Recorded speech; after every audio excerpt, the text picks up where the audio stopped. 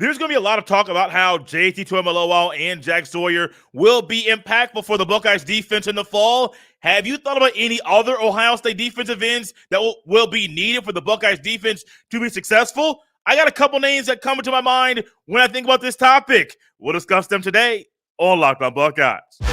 You are Locked On Buckeyes, your daily podcast on the Ohio State Buckeyes.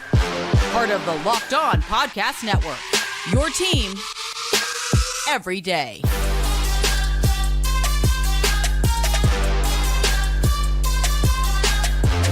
What's up, Buckeye fans? Welcome back to another episode of Locked On Buckeyes for the Locked On Podcast Network. I'm your host, Jay Stevens, also the host of the Jay Stevens Podcast. It is Wednesday, June 21st in the year 2023, and this episode is brought to you by our good friends at Birddogs. Go to birddogs.com/LockedOnCollege, and they'll throw in a free custom Birddogs Yeti-style tumbler with every order. During today's episode, we will discuss who I believe is the best Ohio State running back of the 21st century, and also discuss an abnormal occurrence in recruiting. But first, think about JT Tuimoloau. What we saw a year ago at Ohio State, we all remember what he did against Penn State, making a great name for himself and really showing everybody when he's at his best, this is what he can do. Jack Sawyer is another defensive end that will be needed for Ohio State, and he'll probably start. What about other Buckeye defensive ends?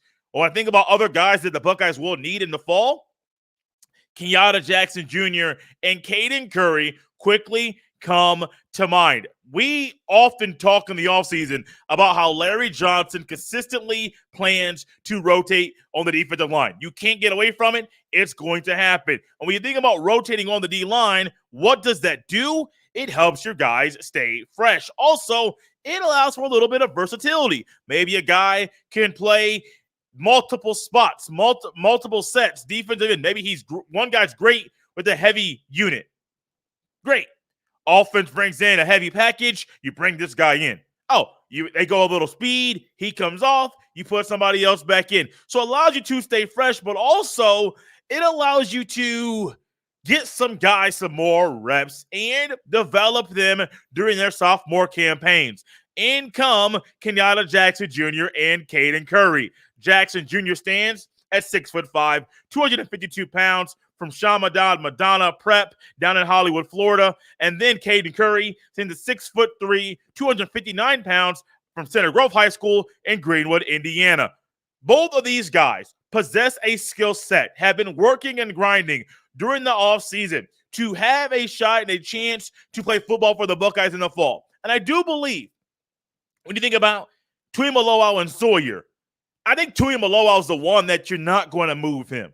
I am still not sold that Jack Sawyer is the guy, that he has won the job. And when you think about the other defensive ends outside of Tuimoloau, that Sawyer has grinded so much and he's proven he is the second best defensive end at Ohio State. It can happen.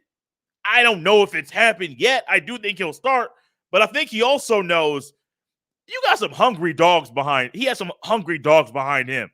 Kenyatta Jackson Jr. and Caden Curry, what are they going to bring? Some youth. They're going to bring some spunk. They're going to bring some versatility. I have seen with my own two eyes Caden Curry at the high school level being able to line up all along the defensive line and be successful. I've seen his high school run a four lineman, which was rare. They mainly ran 3 down linemen. And what did he do?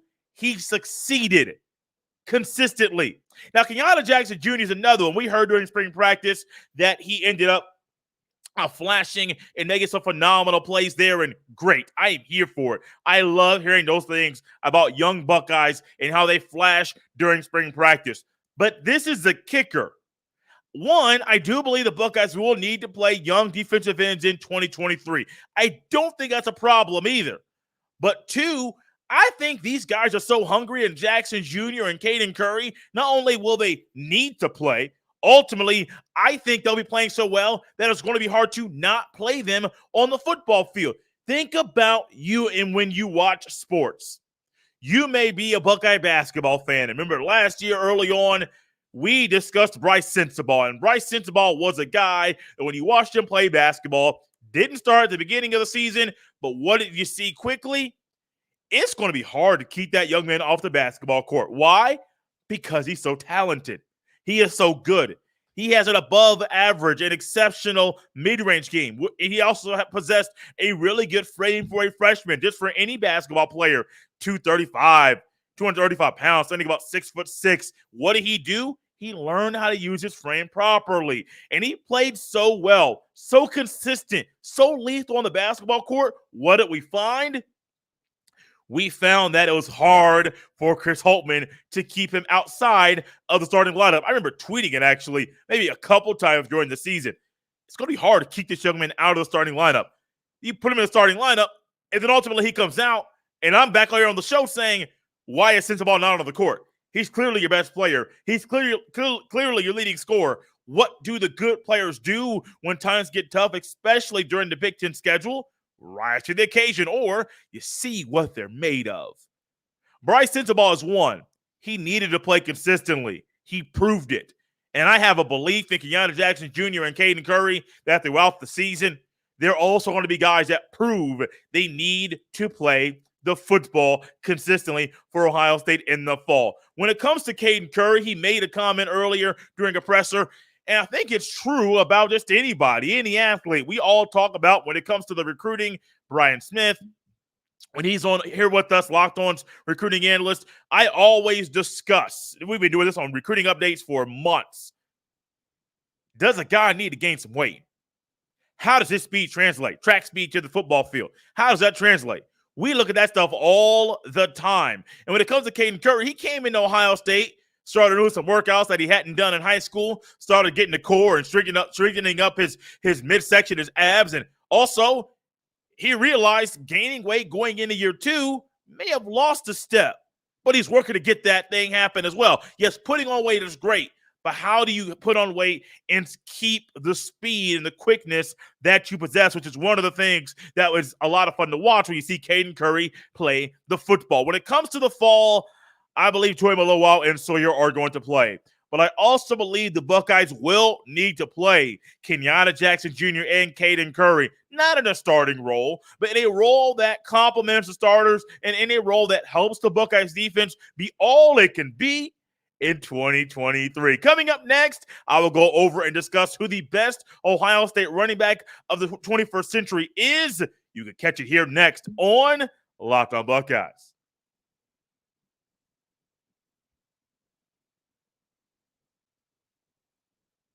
This episode is brought to you by our good friends at Birddogs. The weather has warmed up.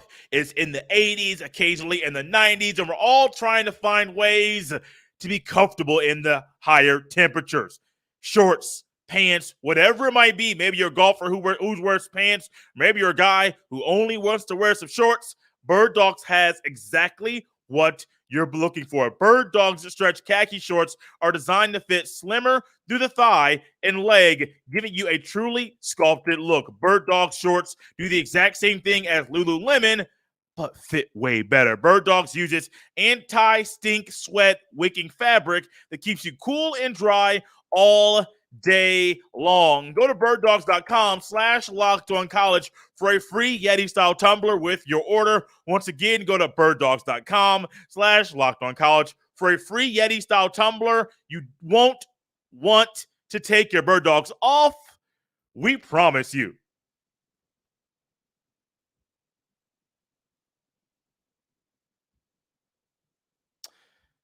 Don't miss Locked On NBA Draft live on Thursday night. Pick-by-pick analysis from our stable of local NBA hosts, national reaction from our NBA Big Board hosts, and live check-ins from inside the NBA Draft. Locked On NBA Draft starting at 7:30 p.m. Eastern Time on the Locked On NBA YouTube page.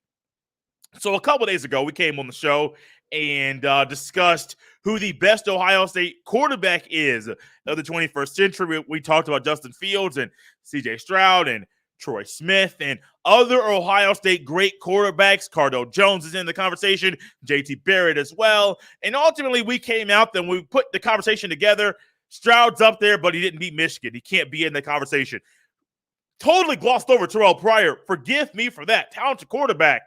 But I still don't think he was the best Ohio State quarterback of the 21st century. Ultimately, that title to me went to Troy Smith. Yes, Fields was close.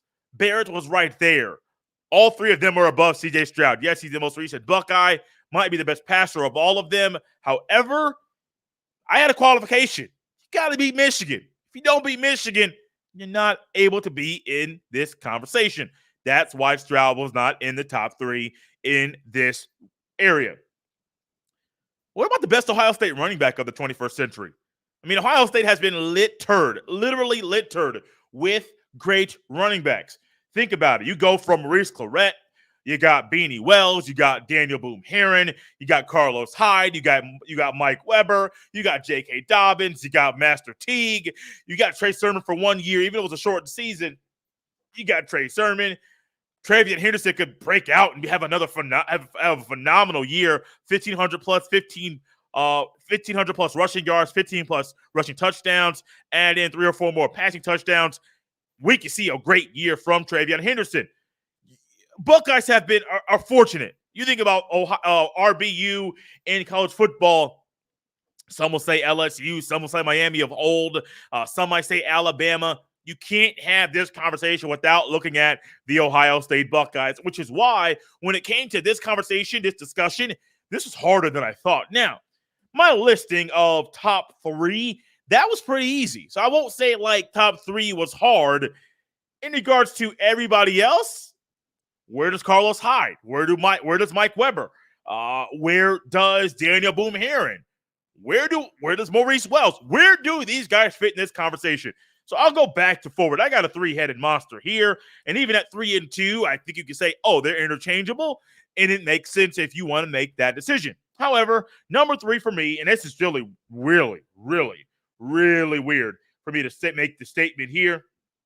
It is Chris Wells, Beanie Wells, Ohio State running back, phenomenal first-round pick of the Arizona Cardinals in the 2009 draft.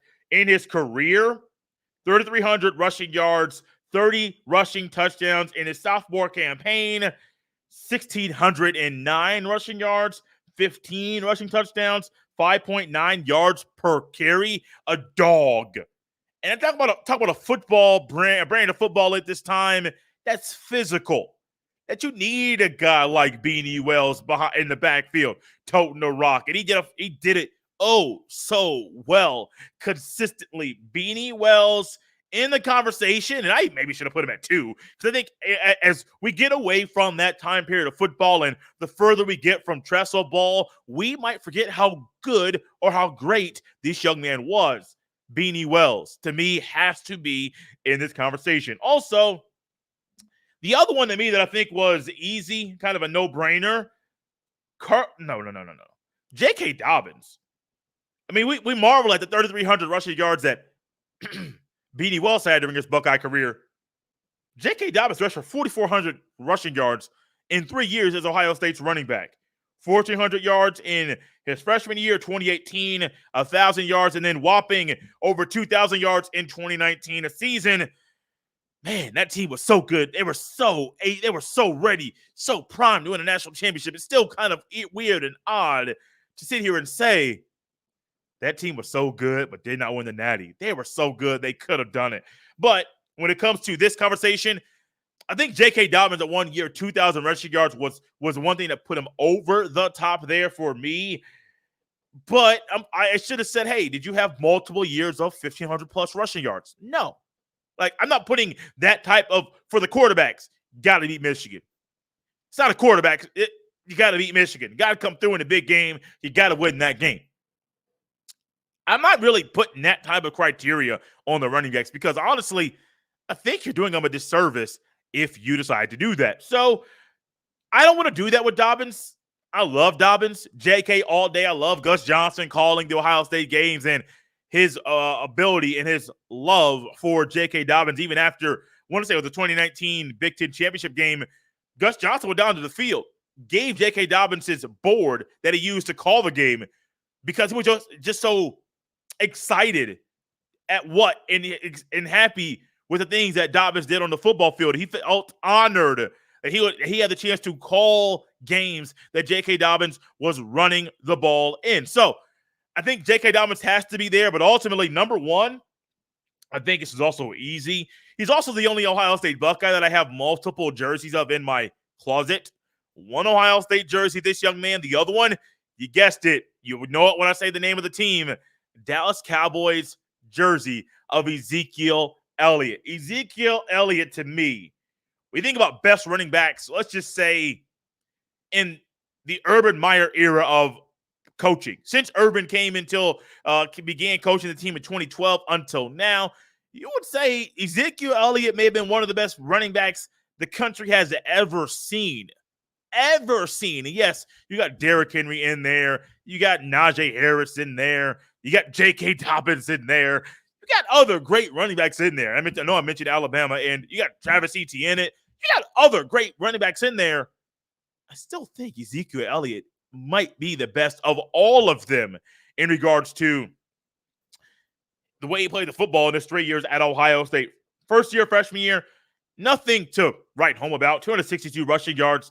His sophomore year, the year they won the Natty, 1,800 rushing yards, 18 rushing touchdowns. His junior year, 289 rushes, 1,821 rushing yards, which was not his career high. Career high of 1,878 happened during a sophomore campaign. 23 rushing touchdowns during the 2015 season.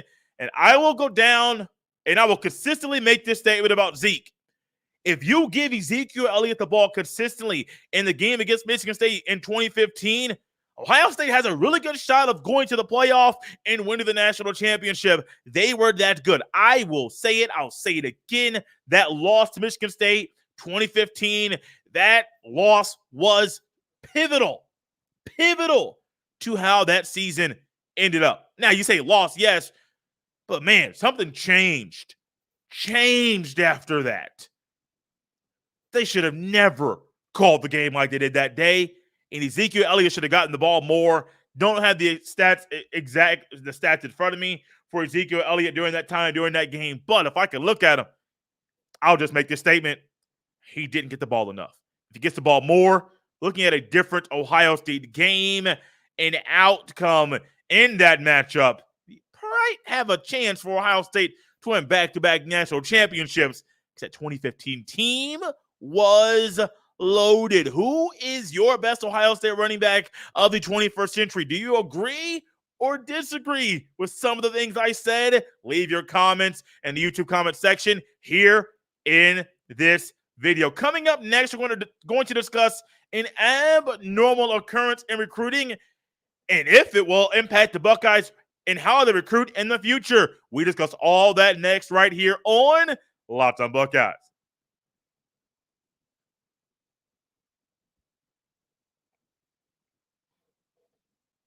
So recruiting is one thing that when we discuss and look at how things are done in recruiting, they're ever changing. They're changing so much that it might happen too much for some of us, and we have to quickly see, let's take a step back. Let's kind of reevaluate how we view the thing that is recruiting, and let's look and see exactly, can we project things to come in the future? Now, this next topic I'm going to talk about, it's not an Ohio State topic directly. It's not one where I'm saying, an Ohio State recruit, a guy who Ohio State is recruiting, did X, Y, or Z, and this is how it's impacting the team currently. Not saying that. However, there was a recent development, a quarterback that reclassified from the class of 2025 to the class of 2023 and enrolled early. He's a summer enrollee at this school. I have never heard about this before. Also, I had never heard about what's his name? The quarterback, Quinn Ewers. That took me a while to think about his name. The Quinn Ewers incident, where Quinn Ewers was working out with his high school team all summer long, preparing for his senior year of high school football. The Quinn Ewers says, I'm going to graduate early, and I'm also going to enroll at Ohio State in about a month from now, finish up his classes, got his credits, and ended up being able to enroll at Ohio State early. Got the bag, got some money, but then transferred back to his home state, and he's now the quarterback for the Texas Longhorns. This story is a little bit interesting because I didn't even realize when I heard that Austin Simmons ended up committing to Ole Miss and reclassified 2 classes. I didn't realize that was possible. I was a person that, when I thought about reclassification, in 3 years, you can have enough credits to graduate. Also, this guy has, a 5.0 or 5 plus GPA? I didn't realize that was possible. Now, I am also not going to say I know all the things that go into the GPA process and how that is made. I am not going to say that. I am not that guy. However, what I will say is this. When it comes to this process here, we already saw Ohio State had a guy reclassified, talented quarterback, one of the best graded quarterbacks of all time via numerous recruiting databases. Great. Okay, cool. He has the points next to his name.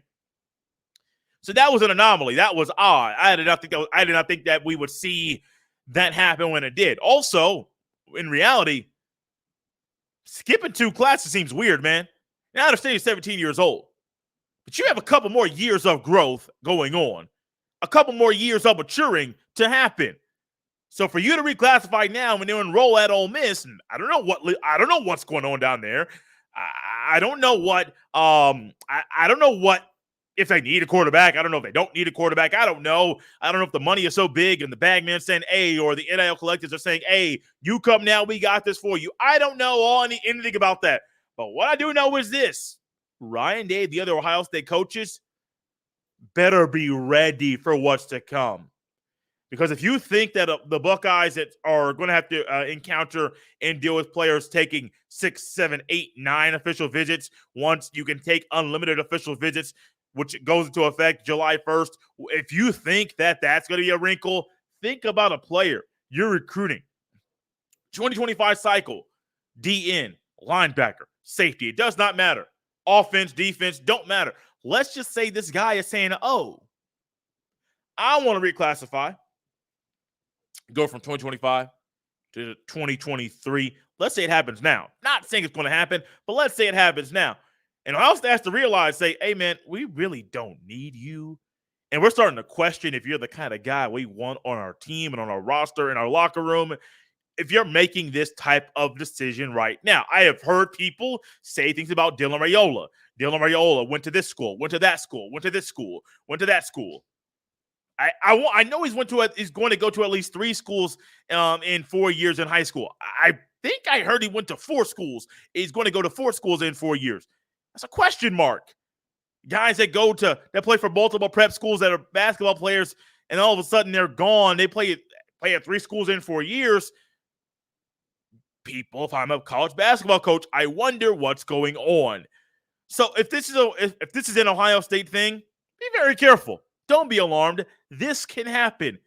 I would never, ever, ever advise anybody to skip a year of high school. Honestly, 2 years of high school. Honestly, I'm very cautious about somebody saying, I want to skip my senior year of high school. No matter if it's going to a prep school in IMG or whatever it might be, La Lemure north of me in Northwest Indiana.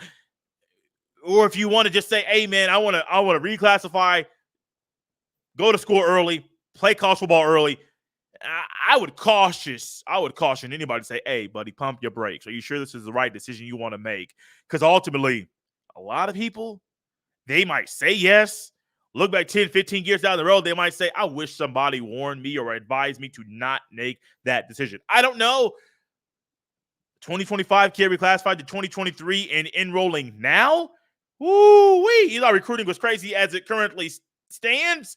It just got crazier by this decision that Mr. Simmons made to reclassify 2 classes and to join the Ole Miss Rebels this summer. Out of here on a Wednesday. Guys, we'll be back tomorrow discussing more Ohio State topics. I might have to go back on offense tomorrow to discuss things. Kyle McCord, Devin Brown, maybe something in the backfield to kind of hit some more of those summer topics that are pertinent this time of year. Out of here on a Wednesday. You can follow me on Twitter at jstevens07. You can send all of your emails to jstevens317 at gmail.com. This has been Locked on Buckeyes here on a Wednesday. I'll see you next time.